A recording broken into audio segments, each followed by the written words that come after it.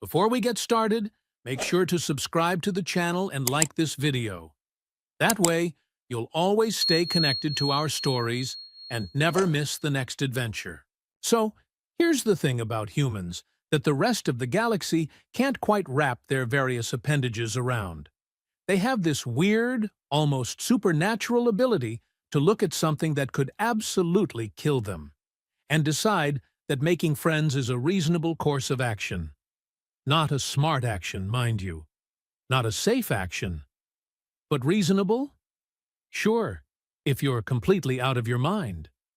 Which brings us to White Peak Station, a galactic coalition research facility perched on a frost planet so cold that most species needed thermal suits just to think about going outside. The planet itself was a study in whites and blues, all ice cliffs and frozen tundra, with winds that could strip flesh from bone if you were foolish enough to have exposed flesh. The station sprawled across a sheltered valley, a collection of interconnected domes and reinforced structures that hummed with life support systems and the general anxiety of people who knew they were surrounded by things that wanted to eat them. The station's primary focus? Studying the frost fangs. Oh, and what magnificent nightmares those creatures were. Imagine taking a polar bear, making it twice as large, giving it 6 limbs instead of 4, and replacing its teeth with what looked like shards of crystal that could punch through steel plating. Their fur was pure white, thick enough to insulate against White Peak's murderous cold, and their eyes, those eyes glowed with a pale blue luminescence that made them visible in blizzards. They were apex predators in every sense of the word, sitting at the very top of White Peak's food chain with nothing above them except maybe death itself. The Coalition had established White Peak Station 5 cycles ago, determined to study these magnificent killing machines from a respectful distance. By respectful, we mean behind 3 layers of reinforced barriers, armed guards, and enough sedation protocols to drop a cargo transport. The researchers who worked there were brave, dedicated, and more than a little bit paranoid, which was just good sense when your research subjects had a documented success rate of 6 handler fatalities in the past decade. And then the human arrived. Cass stepped off the transport on a morning that was, by White Peak standards, relatively pleasant, meaning you'd only lose fingers to frostbite instead of entire hands. She was average height for a human, which made her shorter than half the species on station and taller than the other half. Her hair was pulled back in a practical bun, brown with streaks of premature gray, that she'd probably earned through previous encounters with things that shouldn't be encountered. She wore standard-issue thermal gear that looked like it had seen better days, better months, and possibly better years. Her face had that weathered quality that came from spending too much time in environments that actively wanted you dead. She carried exactly 1 duffel bag, slung over her shoulder, like she was checking into a hotel rather than a research station, studying apex predators on a frozen death ball. Renmi watched the human's arrival from the safety of the observation deck, her compound eyes tracking every movement with the fascination of someone observing a particularly interesting form of insanity. Renmi was an insectoid, all chitinous plates and delicate antennae, from a species that had evolved as prey. Her people had survived through caution, through keen observation, through being very, very good at running away. She'd made a career out of studying humans, those bizarre primates who'd somehow clawed their way up from being prey themselves to becoming one of the galaxy's dominant species through sheer audacity and what could only be described as weaponized stubbornness. Her current documentary series, Humans, Why Do They Do That?, had gained quite a following among Coalition species who couldn't quite believe some of the footage. This assignment on White Peak was supposed to provide material for a whole season. Watching humans interact with apex predators was rating gold, assuming the human survived long enough to provide interesting footage. Renmi's mandibles clicked softly as she made notes on her datapad. Human subject designated Cass has arrived at station. Subject appears calm, unconcerned by environment or purpose of assignment. Possible dissociative disorder? Further observation required. Down in the arrival bay, Cass was being met by Commander Solis. And oh, what a contrast that was. Solis was a Grentok, standing nearly 3 meters tall with 4 arms, scales that shifted between deep green and gray depending on his mood, currently gray, which meant he was stressed, and a tail thick enough to use as a club. His species had evolved as persistence hunters on a high-gravity world, and it showed in every massive, muscled line of his body. He'd been military for most of his life, risen through the ranks through a combination of competence and sheer intimidating presence, and now he ran White Peak Station with the kind of rigid efficiency that came from believing that protocols were written in the blood of people who'd ignored them. He was not thrilled about the human. "You're the specialist they sent?" Solis's voice was a deep rumble that resonated in the chest. All 4 of his arms were crossed, which was his species' equivalent of saying, "I'm already not impressed," without using words. Cass set down her duffel bag and met his gaze without flinching. Points for courage, even if it was the stupid kind. "That's me. I hear you've got some cubs with failure-to-thrive issues?" "We have 3 orphaned frostfang juveniles that are becoming increasingly aggressive and showing signs of declining health despite optimal nutritional protocols," Solis corrected, because apparently using casual terms like cubs was beneath military dignity. Coalition xenobiology protocols require isolation with minimal sapient contact, robotic feeding systems, controlled environment. The standard has worked for decades across hundreds of species. "Uh-huh," Cass said, in a tone that very clearly communicated, "And how's that working out for you?" Solis's scales rippled towards a darker gray, which meant his stress levels were climbing. "The juveniles are declining. Standard protocols are not producing desired results. Hence your consultation." "Hence my consultation," Cass agreed, with a small smile that suggested she knew exactly how much it pained him to admit that. "So, when do I meet them?" "Meet them?" Solis's inner eyelids flickered, a sign of confusion in his species. "The juveniles are in a secured enclosure. Observation is conducted through reinforced barriers with multiple redundant safety." Right. Barriers and safety protocols, got it?" Cass interrupted, "which you generally didn't do to a 3-meter-tall apex predator species unless you were either very brave or very stupid." The galaxy was still trying to figure out which category humans fell into. "But, at some point, I'm going to actually need to be in the same space as them. You know, to do the actual job you brought me here for?" Solis's 4 arms uncrossed, then recrossed in a different configuration that somehow conveyed even more disapproval. Frost fangs have killed 6 trained handlers in the past decade. 6. All of whom were experienced xenobiologists with decades of fieldwork.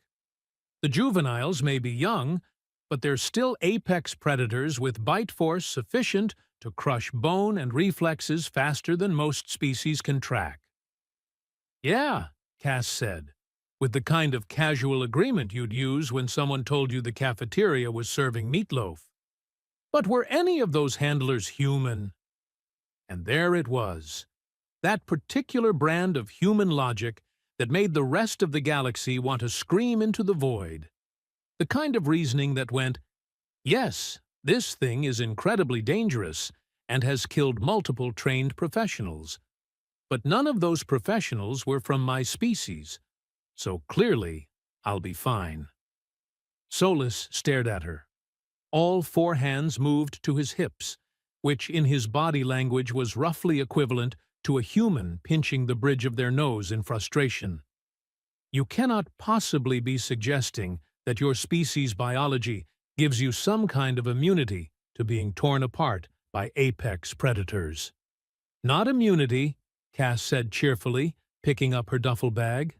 Just a different approach. Humans evolved alongside predators, Commander. Big ones, scary ones. We learned to read them, understand them, sometimes even work with them. It's kind of our thing. Your thing is going to get you killed. Maybe, Cass acknowledged, because at least she wasn't completely delusional. But those cubs are dying right now, slowly, under your perfect safety protocols.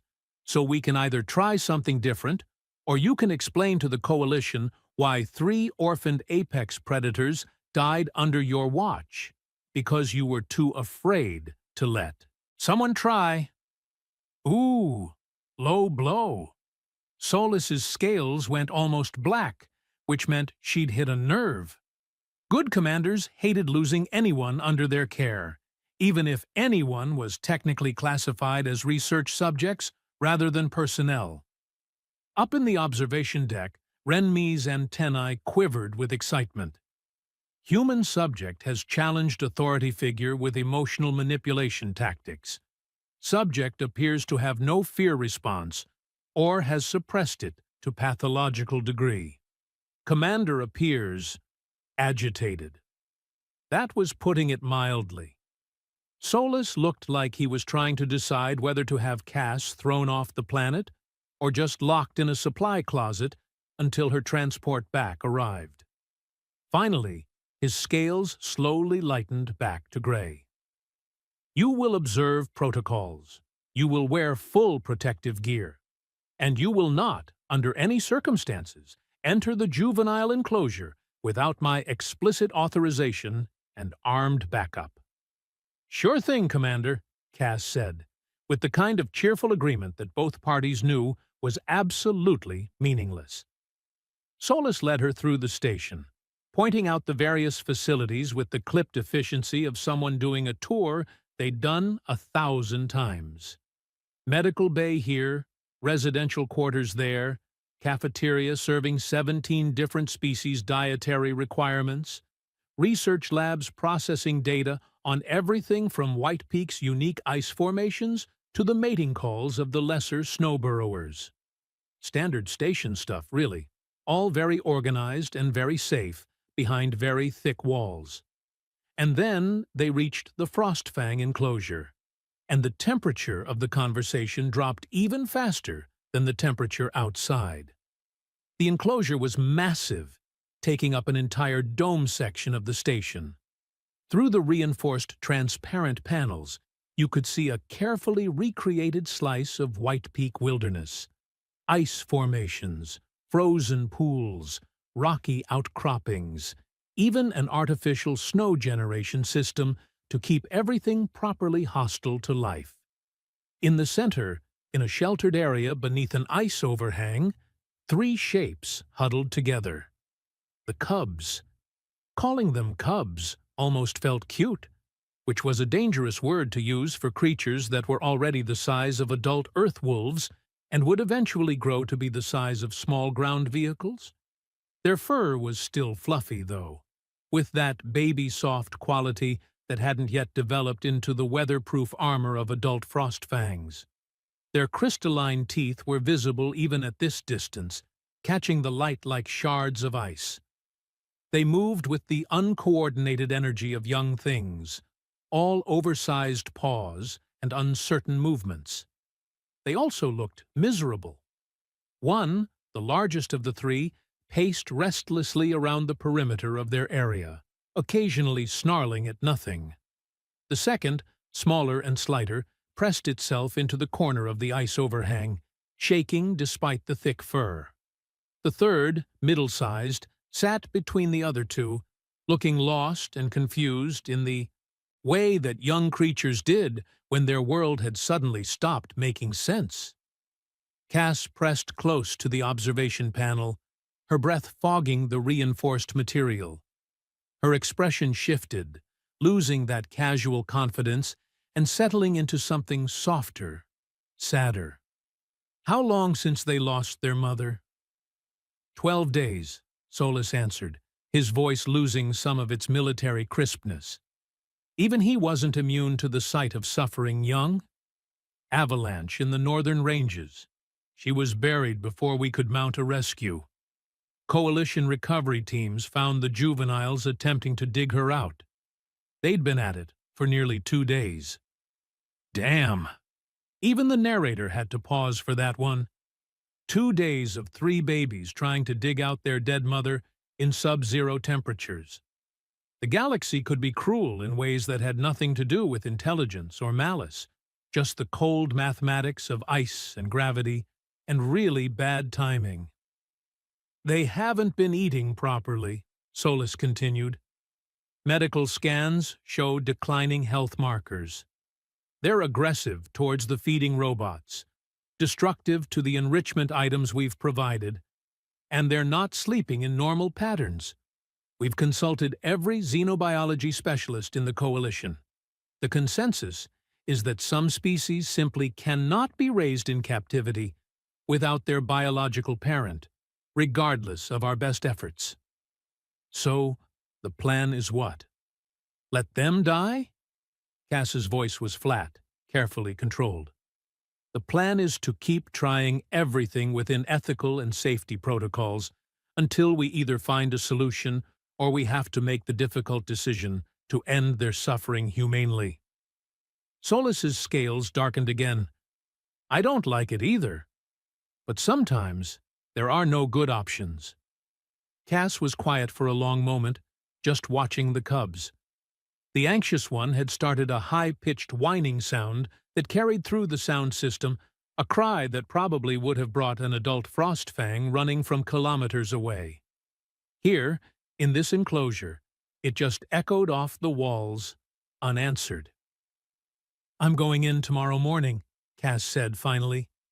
Absolutely not. Tomorrow morning, Cass repeated, turning to face Solus with an expression that suggested this wasn't a negotiation. You brought me here because nothing else is working, so let me work. You can have your armed backup, your sedation protocols, your emergency extraction team. But I'm going in, and I'm going to try something your protocols haven't considered. Which is? Cass smiled, but it wasn't a comfortable expression. It was the kind of smile that said she knew something the rest of them didn't, or that she was about to do something incredibly stupid and had made peace with it. Trust. And with that absolutely insane statement hanging in the recycled air, she picked up her duffel bag and asked to be shown to her quarters. Renmi watched her go, mandibles clicking rapidly as she processed the interaction. Her notes for the day ended with a single observation. Human subject plans to enter apex predator enclosure, despite all logical arguments against this action. Either subject has knowledge beyond current understanding, or subject has death wish. Possibly both. We'll observe further. From safe distance. Very safe distance. Solus stood at the observation panel long after the human had left, watching the cubs in their misery, and wondering if he'd just signed off on a very messy death that would require extensive paperwork. The cubs continued their vigil, waiting for something they didn't have the words to name, but knew with absolute certainty was missing.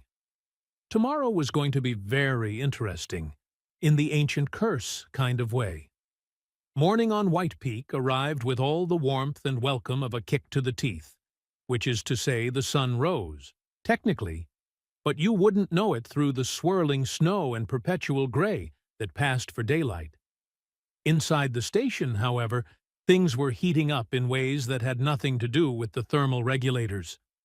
Cass showed up at the Frost Fang enclosure at 0600, wearing standard thermal gear and absolutely nothing else in the way of protection. No armor plating, no reinforced gloves, no helmet with heads-up display, and vital sign monitoring. Just insulated clothing that would keep her from freezing and a completely unhinged sense of confidence. The observation deck was packed. Word had spread through the station faster than a hull breach alarm, and now at least 20 different species crowded the viewing area, all wanting to witness what was either going to be a breakthrough in xenobiology or a very educational demonstration of why humans had such high mortality rates in frontier professions. Solus was there with a sedation rifle that could drop a cargo loader, his scales flickering between gray and black like a malfunctioning display panel. 3 security personnel flanked him, all armed, all looking like they'd rather be literally anywhere else. Renmi had claimed a prime spot near the front, her recording equipment capturing every angle, her antennae quivering with what her species called anticipatory dread. "Last chance to reconsider this monumentally stupid decision," Solus offered, which was almost friendly coming from him. Cass stretched her arms above her head, rolling her shoulders like an athlete warming up. "Noted. Opening the door now." "Wait, you're not even going to—" But she was already keying in the access code, and the interior airlock was cycling open with a hiss of equalizing pressure. The exterior door slid aside, and Cass stepped through into the enclosure like she was entering a garden party, rather than a space containing 3 apex predators that could absolutely shred her into component parts. The cubs reacted immediately. The large one, the aggressive territorial type, spun toward the sound with a snarl that resonated through the observation deck's audio system. His lips pulled back, showing those crystalline teeth that could punch through bone. The anxious one pressed harder against the ice wall, making itself as small as possible, which was still pretty large. The middle one, the curious one, froze in place, head tilted, watching. Cass didn't run, didn't freeze, didn't make any of the smart decisions that a reasonable being would make when faced with 3 predators that had just noticed her presence. She sat down in the snow. Just sat down. Cross-legged, hands loose on her knees, posture relaxed, gaze directed somewhere around the middle distance rather than making direct eye contact with any of the cubs. She looked like she was settling in for meditation, not facing down creatures that the galaxy classified as extremely dangerous megafauna. "What is she doing?" someone in the observation deck whispered. "Sitting," Renmi responded, her mandibles clicking rapidly. "Human is exhibiting submissive, non-threatening posture. Classic prey behavior, except human is not attempting to flee or hide. Contradictory, fascinating, possibly insane." The aggressive cub took a step forward, then another, his movements stiff-legged and uncertain. His head lowered, but not in a submissive way, more like a predator preparing to pounce, calculating angles and distance. Every line of his body screamed threat assessment in progress. Cass started humming. Oh, it was terrible. Off-key, meandering, no recognizable melody that any species could identify. It sounded like someone trying to remember a song they'd heard once while drunk and only half-conscious. But she hummed it anyway, soft and low, filling the space with sound that wasn't threatening, wasn't prey screaming, wasn't anything the cubs would recognize as danger. The aggressive cub stopped advancing, his head tilted, confusion replacing calculation. The anxious one peeked out from behind the ice formation, drawn by curiosity stronger than fear. The curious one took 3 careful steps forward.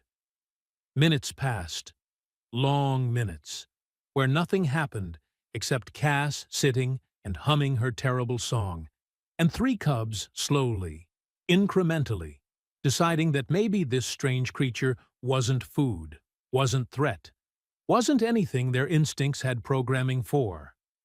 The curious cub came closer. Then closer still. until he was near enough that Cass could have reached out and touched him, except she didn't. She just kept humming, kept breathing, kept being this weird, non-threatening presence that smelled strange and acted stranger. The cub sniffed the air. His nose worked overtime, processing the scent of human, sweat and soap and something alien but not aggressive. His crystalline teeth caught the light as he opened his mouth slightly, tasting the air the way his species did. Then Cass did something that made everyone in the observation deck collectively lose their minds. She removed her glove. In sub-zero temperatures, on a planet that could cause frostbite in exposed skin within minutes, the human removed her glove and extended her bare hand toward a predator that could snap it off at the wrist. "No!" Solus breathed, raising the sedation rifle. The curious cub stared at the hand, sniffed it. Those crystalline teeth were so close, so sharp, catching the light like weapons made solid. And then, gently, carefully, with more precision than anything that large should possess, the cub opened his mouth and closed it around Cass's hand. Not biting, not crushing, just holding, the way puppies mouthed things when they were testing texture and taste and learning about their world. Cass smiled, actually smiled, while a predator had her hand in its mouth. The aggressive cub, seeing his brother's action, approached from the side. The anxious one, not wanting to be left out, crept forward.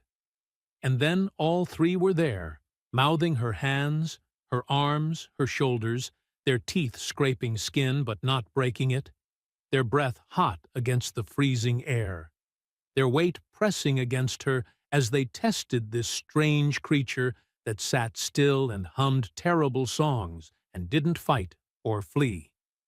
Rensme's notes devolved into incomprehensible symbols as her motor control failed. Solus lowered the rifle with shaking hands, all four of them. And Cass just sat there, surrounded by apex predators, getting thoroughly tasted and tested and accepted, like this was the most normal thing in the entire galaxy, which, for humans, it apparently was. Cass emerged from the enclosure 30 minutes later, looking like she'd been through a very enthusiastic and slightly violent petting session, which was essentially accurate. Her hands were red and marked with shallow scratches, not bleeding heavily, but enough to make it clear that crystalline teeth were not meant for gentle interactions. Her thermal gear was covered in white fur, saliva that was already freezing into crusty patches, and what looked like slobber mixed with snow. Her hair had come loose from its bun and stuck out at odd angles. She was grinning like she'd just won the lottery. The medical team descended on her immediately, scanners out, already preparing dermal regenerators and antiseptic protocols. Cass waved them off with her less chewed hand. "I'm fine. Seriously. Just some surface scratches. You should see what a house cat can do." "A what?" one of the medics asked. A floating jellyfish-type creature whose translator struggled with Earth references. "Never mind. Can someone get me something hot to drink? I'm freezing." The observation deck had emptied of spectators, most of them wandering off in states of shock or disbelief, muttering to their own species mates about what they'd just witnessed. Renme remained, though, her recording equipment still running, her compound eyes fixed on Cass with an intensity that bordered on obsessive. "How?" Rensme asked, the question emerging as a series of clicks and whistles that the translator rendered into standard coalition language. "According to all behavioral models, all predator-prey, dynamics, all logical frameworks, what you just did should have resulted in severe injury or death. How are you still intact?" Cass accepted a steaming mug from one of the station personnel. Hot chocolate, bless them for keeping human-compatible supplies, and wrapped her marked hands around it. "They're babies, Renme. Yeah, they're big babies with scary teeth. But they're still babies. They needed to know I wasn't food, I wasn't a threat, and I wasn't going to abandon them like everyone else has. Hands are how you communicate that. Physical contact. Trust made tangible. That is not standard protocol. Standard protocol was killing them, Cass interrupted, taking a long drink. Sometimes you have to throw out the manual and try something that actually works. Solus approached, his scales having finally settled back to their normal green, though they still had gray undertones that suggested he hadn't fully recovered from the stress. That was the most reckless, irresponsible, dangerous stunt I have ever witnessed in 3 decades of military service. But did it work? Cass asked, eyebrow raised. Solus's inner eyelids flickered. Medical scans show the juvenile's stress markers have dropped significantly. They consumed food after you left. Real food, not just enough to survive, but actual portions. And they're engaging in play behavior for the first time since arriving at the facility. So it worked. It worked, Solus admitted, sounding like the words physically pained him. Which means you'll need to continue interactions with them, under controlled circumstances, with safety teams present, and absolutely no more removing protective gear in sub-zero temperatures, or I will have you sedated and shipped off planet. Cass grinned. Deal. That was 3 days ago. 3 days of Cass spending hours in the enclosure, building rapport with the cubs, teaching them games and boundaries, slowly becoming the closest thing they had to a parental figure. The cubs thrived under the attention, their health markers improving daily, their personalities emerging more clearly. The aggressive one, Cass had started calling him Scrapper, despite Solus's protests about naming research subjects, turned out to be protective rather than hostile.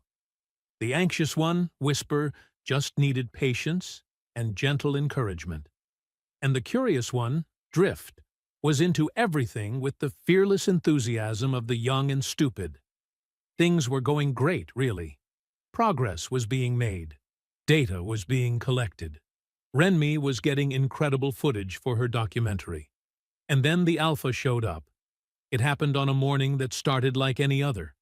Cass was in the enclosure, playing a game that involved the cubs trying to ambush her while she pretended to be surprised, which was both adorable and terrifying depending on your perspective. Renmi was recording. Solis was monitoring from the observation deck. Everything was routine, until every alarm in the facility started screaming at once.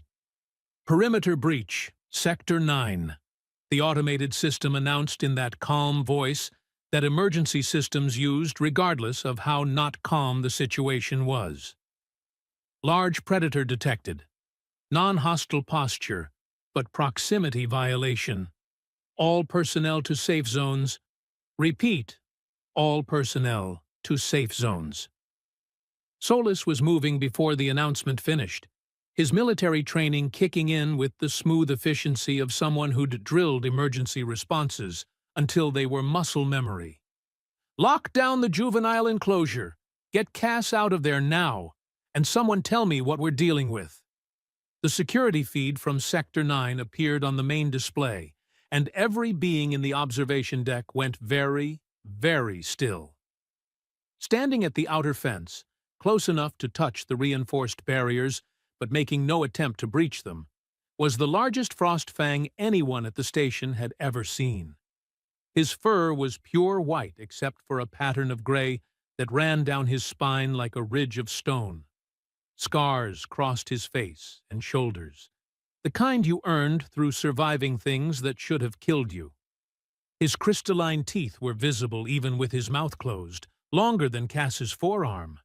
His eyes glowed with that characteristic pale blue, but brighter, more intense, more aware than any non-sapient creature should be.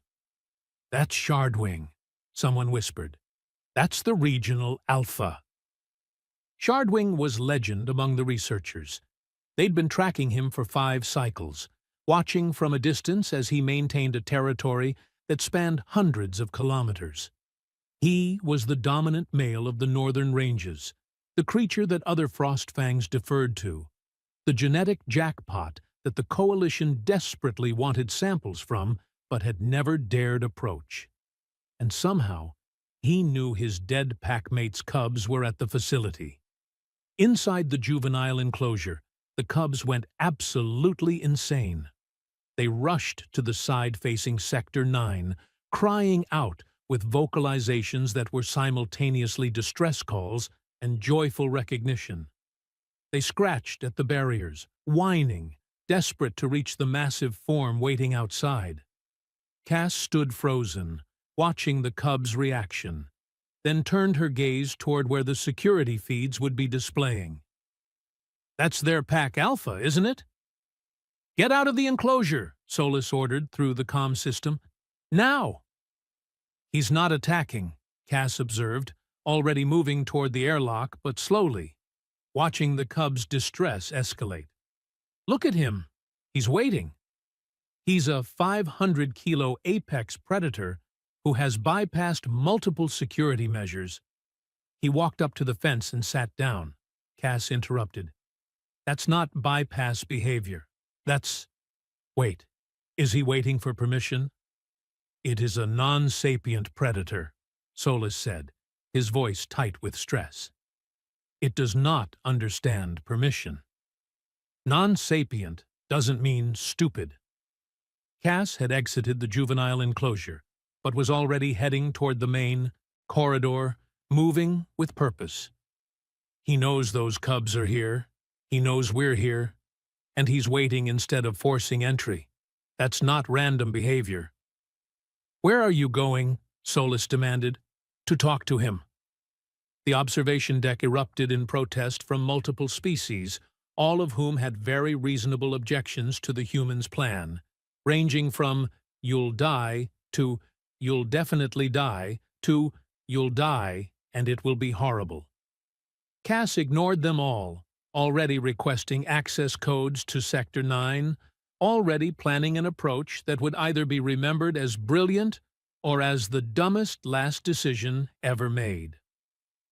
Solus caught up with her in the corridor, two of his forearms physically blocking her path. "I cannot allow you to approach that creature. It goes against every safety protocol, every regulation, every shred of common sense. Those cubs are crying themselves sick because their family is right there, and they can't reach him," Cass said, and her voice was harder now, less casual. "You want to talk about protocol? Coalition law says we can't release juvenile predators to wild population without extensive genetic tracking and liability assessments. So we're going to keep those babies locked up, let them scream, let them suffer, because of paperwork? We're going to keep you alive because that creature could tear you apart. He won't.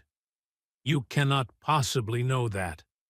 Cass met his gaze, and for the first time since arriving at the station, her expression was completely serious. No humor, no casual confidence, just certainty. "I know. The same way I knew the cubs wouldn't kill me. The same way humans have always known, going back to when we were prey animals figuring out how to survive on a planet full of things bigger and stronger than us. We learned to read predators, Solus. We learned to understand them. And that alpha out there? He's not here to attack. He's here for his family. And if you're wrong, then you get to say, 'I told you so,' at my funeral." Cass smiled, but it was strained. "But I'm not wrong." Solus stared at her for a long moment, his scales shifting through at least 6 different shades of conflicted emotions. Finally, he stepped aside. "I'm coming with you. Armed. And if that creature makes one aggressive move..." "You'll stun me and drag me to safety. Yeah, I know the drill." They made their way to Sector 9, Renmi following at what she considered a safe distance, which was approximately 2 corridors back with multiple emergency exits mapped out. The security team was already there, weapons ready, looking at Cass like she was volunteering for execution.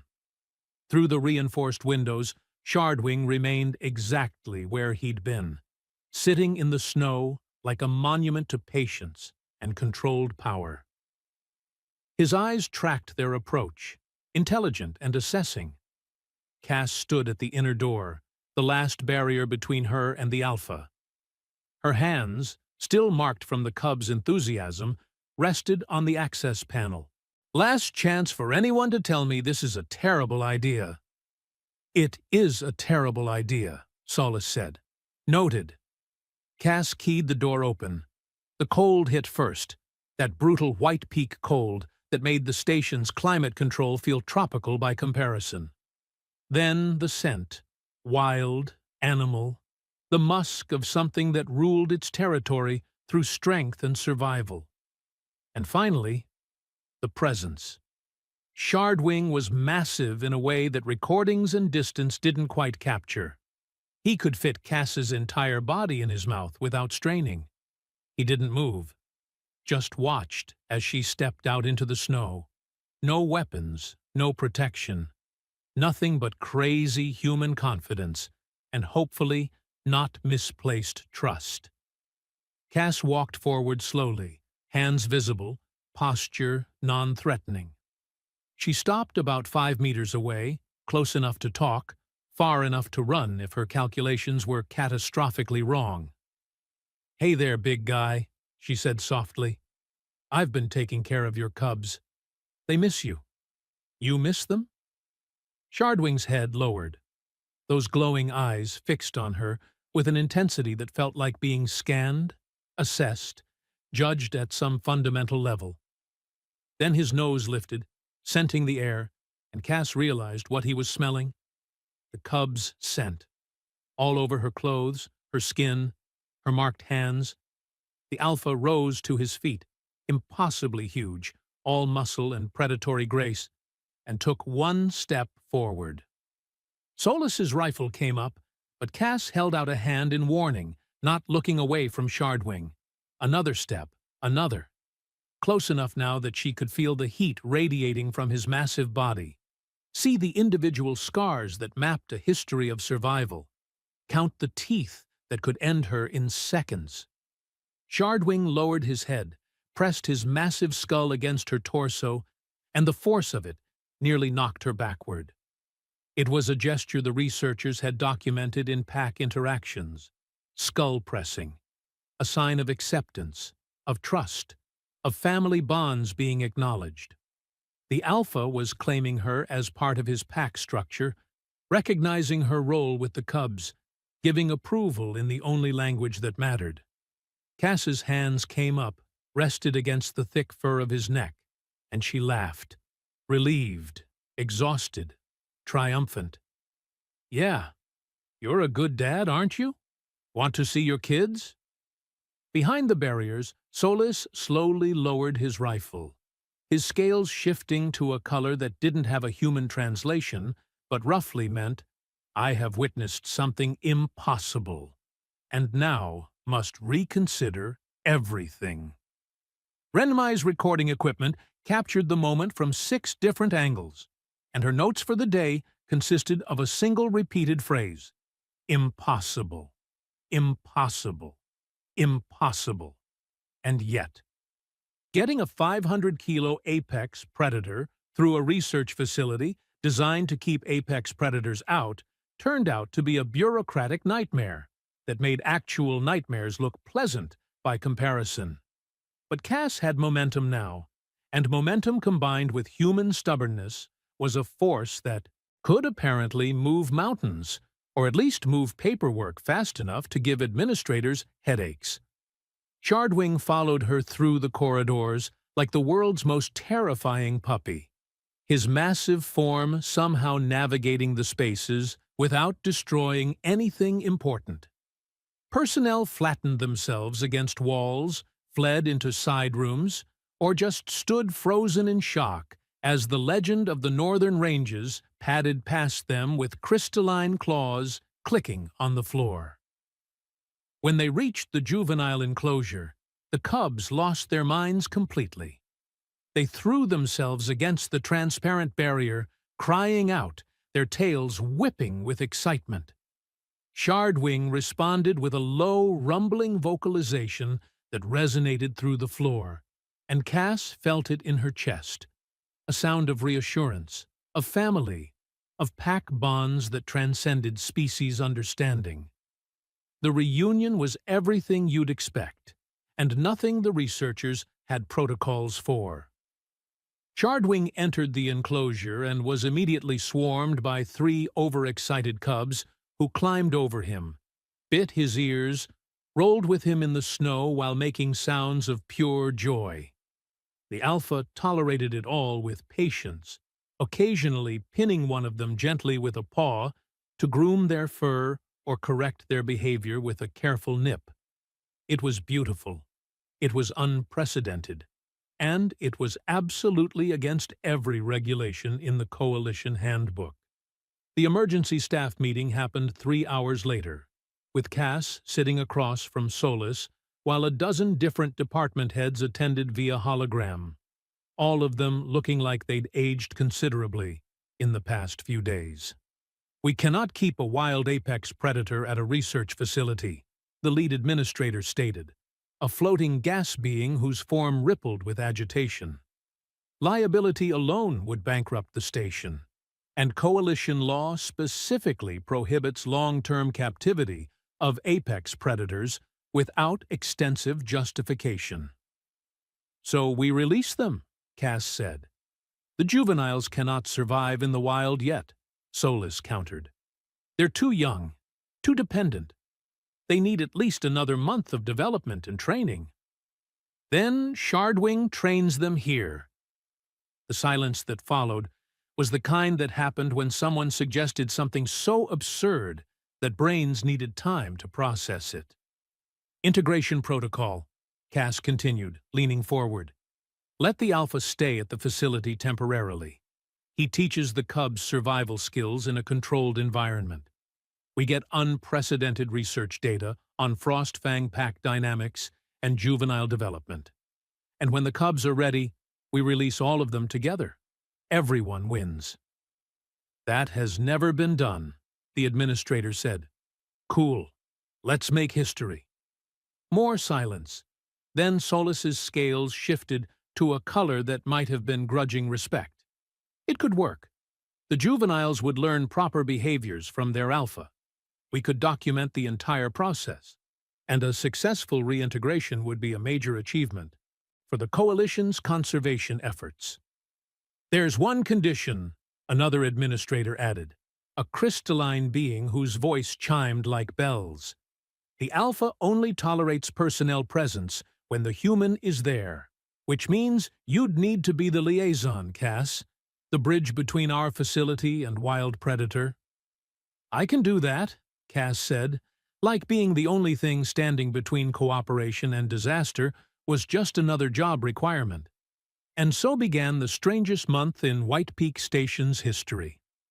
Shardwing remained in the expanded enclosure, teaching the cubs how to hunt, how to read weather patterns, how to establish dominance and submission within pack dynamics. The cubs thrived under his guidance, their skills developing at rates that astonished the researchers. Cass was there for every session, the trusted presence that made Shardwing tolerate sensors, cameras, and the occasional medical scan. She became fluent in frost fang body language, learned to read the subtle shifts in posture and vocalization that meant aggression versus play versus teaching. Renmi documented everything, her initial thesis about human recklessness evolving into something more complex. One evening, she found Cass reviewing footage in the observation deck, and finally asked the question that had been bothering her. "How did you know? That first day with the cubs, when you let them mouth your hands, how did you know they wouldn't kill you?" Cass was quiet for a moment, watching the screen where Shardwing was teaching Scrapper proper stalking technique. "I didn't. Not for sure. But I knew that fear would guarantee failure. If I'd gone in scared, they would have smelled it, responded to it, maybe even attacked, because that's what prey smells like. Trust at least gave us a chance. Your species evolved alongside predators, Renmi said slowly, her antennae quivering. You learned to read them because you had to. We domesticated wolves into dogs, Renmi. Not through domination, through mutual respect. We looked at creatures that could kill us and said, what if we were friends instead? And somehow, impossibly, it worked. Solus, who'd been listening from the doorway, stepped inside. That level of trust shouldn't be possible between species that just met. The statistical likelihood of successful bonding with apex predators is— Maybe that's your problem, Cass interrupted gently. You're so focused on what could go wrong that you never discover what could go right. Sometimes you have to take the leap. Release day arrived with clear skies, a rarity on White Peak. The cubs were strong, trained, ready. Shardwing had assessed them with the critical eye of a leader who knew what survival required. And apparently, they'd passed. The enclosure doors opened to the wilderness beyond. Shardwing moved first, pausing at the threshold to look back at Cass. Those glowing eyes held something that might have been gratitude, might have been respect, might have been something that had no name in any language.